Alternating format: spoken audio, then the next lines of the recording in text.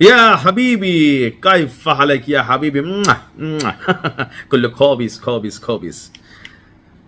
আমার কাছে এই ধরনের নিউজ করতে মাঝে মাঝে মজা লাগে, কিন্তু মজাটা শেষ হয়ে যায় যখন আমি খেয়াল করি যে আমার বাংলাদেশের সাধারণ পরিবারের লক্ষ লক্ষ মানুষ এই রাষ্ট্রগুলোতে কর্মরত আছে, জীবন জীবিকা তাদের এখান থেকে হয়।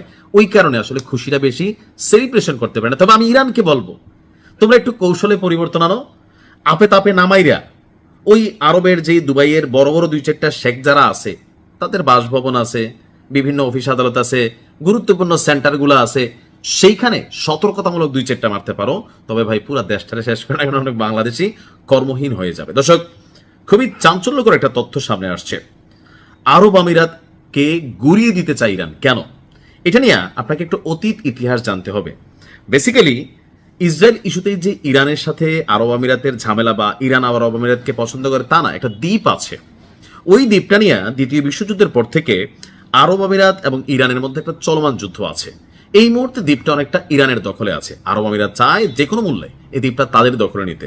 তো অনেকবার এটা ইরানের দখলে গেছে, অনেকবার আরব আমিরাতের দখলে গেছে। এই অবস্থার মধ্যে যখন ইসরায়েলকে সরাসরি সহযোগিতা, ইসরায়েলি ইনভেস্টমেন্ট, স্বীকৃতি দেওয়া, এই ইস্যুগুলোতে দুবাইয়ের প্রতি বা আরব আমিরাতের প্রতি মানে মুসলিম কমিউনিটির একটা নেগেটিভ দৃষ্টিভঙ্গি আছে, যার কারণে ইরানের পক্ষে আমরা তেমনিও ছিলাম বা অনেক ঘটনায় আমরা চলে আসি। ইরান বলছে যে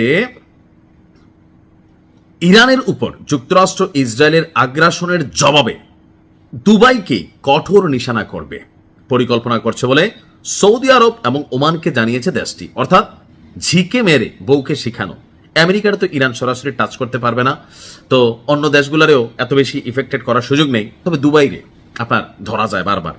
দৃশ্যটি আবুধাবি এবং তার প্রতিবেশী দেশগুলোর মধ্যে দূরত্ব তৈরি করার একটা পদক্ষেপ হিসেবে কেউ দেখছেন।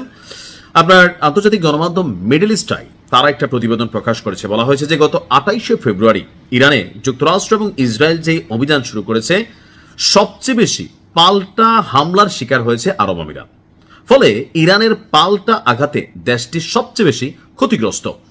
এখন কেন বেশি ক্ষতিগ্রস্ত? কারণ দুবাইয়ে বিদেশিরা এত পরিমাণ বিনিয়োগ করে রাখছে। এমনকি আরব রাষ্ট্রগুলোর অন্যান্যগুলোর খবর তো জানি না, আরব আমিরাত বা দুবাই তারা সবচেয়ে বেশি ইসরায়েলি ঘেঁষা একটা রাষ্ট্র, এবং কি ইরানের সাথে পুরনো শত্রুতা তো আছেই। আজ ভোরেও আরব আমিরাতের ফুজাইরা পেট্রোলিয়াম স্থাপনাকে গুড়িয়ে দিয়েছে ইরান।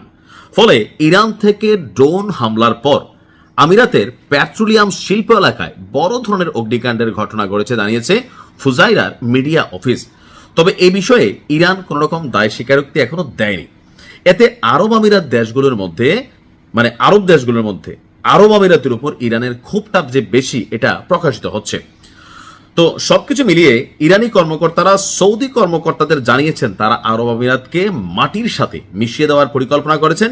বিশেষভাবে আবুধাবির সঙ্গে রিয়াদের বিরোধের বিষয়টিও তারা আবার উল্লেখ করেছেন। অর্থাৎ আরব আমিরাত কিন্তু সৌদির সাথেও ভালো না। ইয়েমেনে একটা গ্রুপ পালে আরব আমিরাত, আর একটা গ্রুপ পালে সৌদি আরব।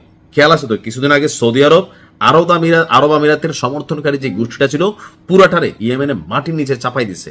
তো সৌদি এবং ইরানের কমন শত্রু হচ্ছে আরব আমিরাত। সেদিক থেকে ইরান আবার সৌদিকে বলতেছে, ভাই তোমাদের কাজটা আমরা করে দিচ্ছি, তোমরা কোনো টেনশন নিও না। আর এতে আপনার সৌদি ইরানের মধ্যে কিছু ভেজাল থাকলেও যে কমন শত্রুকে নিজের পয়সা তারা সাইজ করানোর যে ইস্যুটা, এখানে এসে অনেকটা পজিটিভ ভাইবের মধ্যে আছে কে? আপনার সৌদি। তো দুবাইয়ের কপালে দুঃখ আছে। আর বাংলাদেশি আমার কি বলা যায় প্রবাসী ভাইদের উদ্দেশ্যে বলবো যে দুবাইয়ের পরিস্থিতি অনেক খারাপ হবে। যদি পারেন আগে ভাগে সেখান থেকে অন্য দেশে যাওয়ার চেষ্টা করেন।